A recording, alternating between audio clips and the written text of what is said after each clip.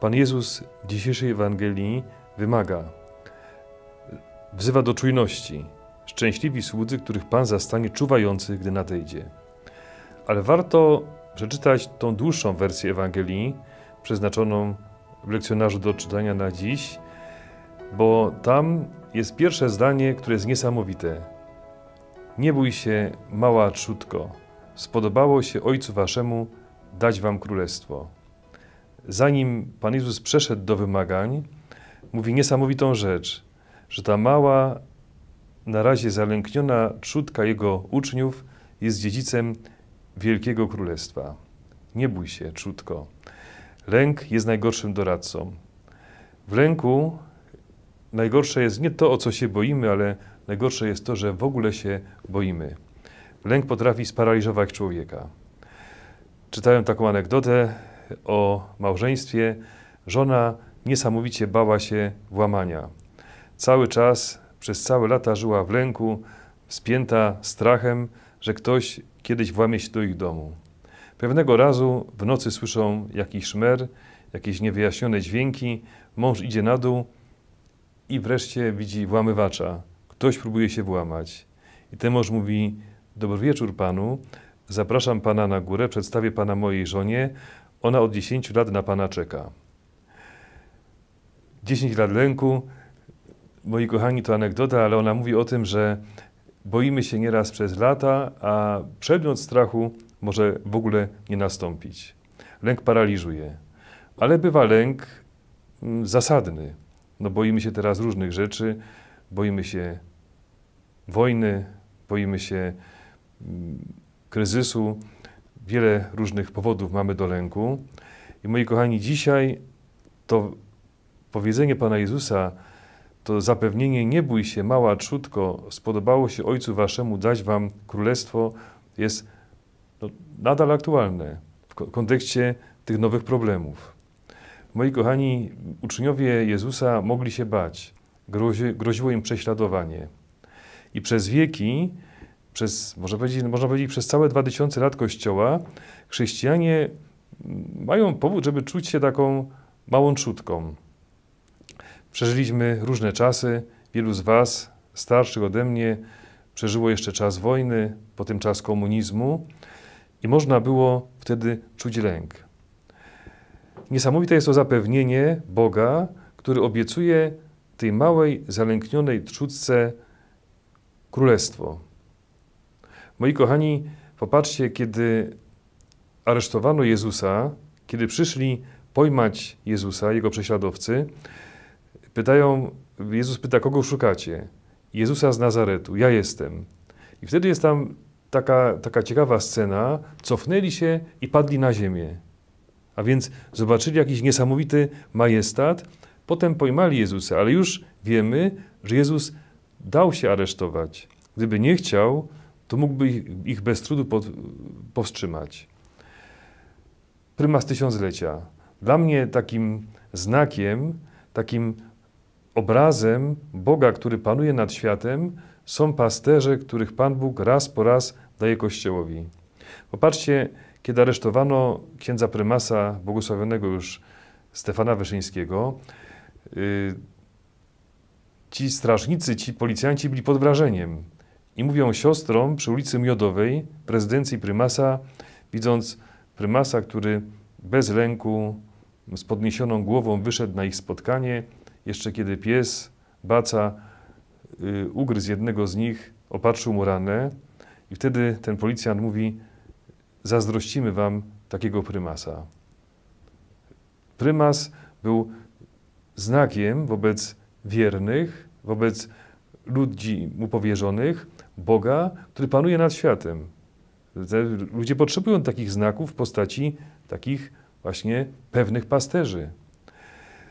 Byłem w Münster, miałem okazję być przy grobie kardynała Clemensa Augusta von Galena.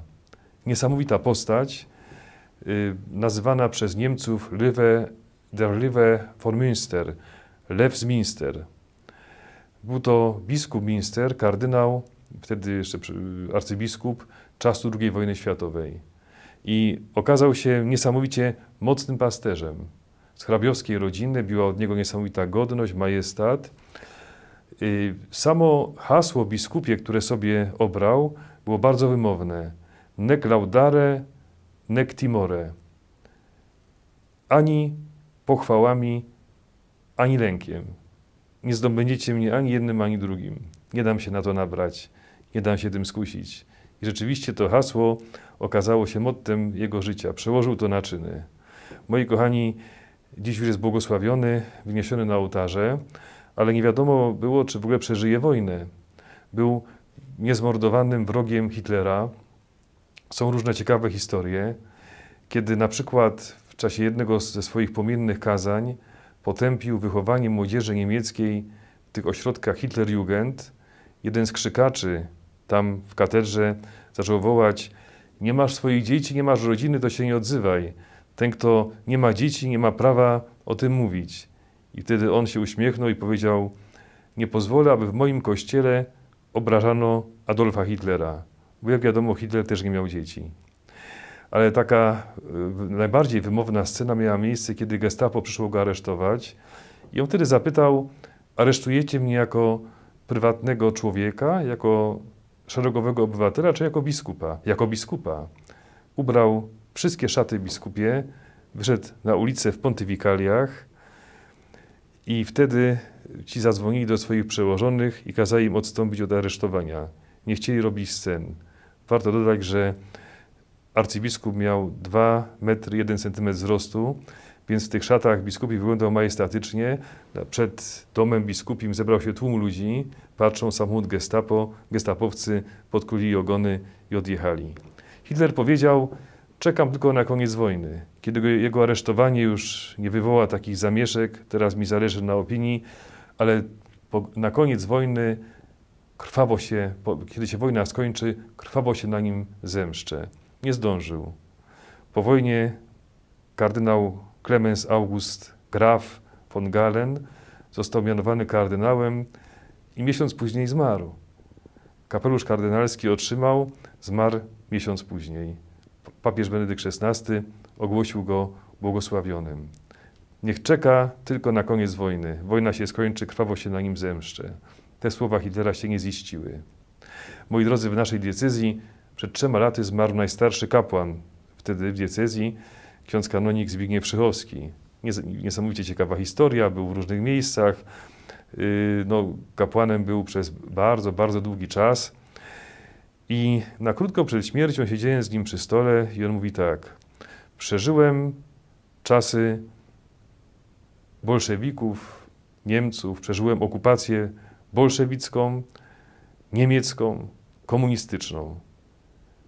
Wszyscy mówili, że będą rządzić wiecznie, a rano ich już nie było.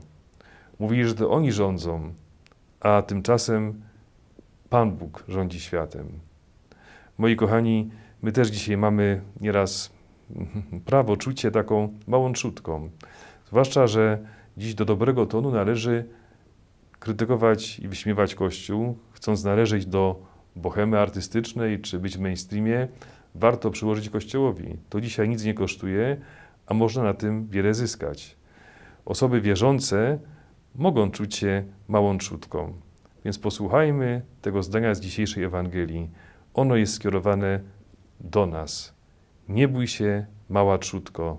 Spodobało się Ojcu Waszemu dać Wam królestwo. A ja pozdrawiam naszą trzutkę internetową, już nie taką małą.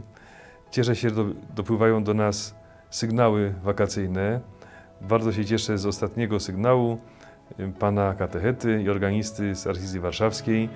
Bardzo dziękuję za ten miły głos i za to, że te nasze konferencje, zarówno te rozważania, jak i dopowiedzenia są przydatne.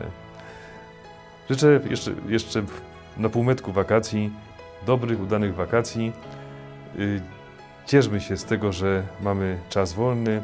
Co prawda trudny czas, ale każdy czas jest dobry, bo w każdym czasie obecny jest Pan Bóg. No i dzięki też za subskrypcję, zachęcam do kolejnych. Dzięki wielkie.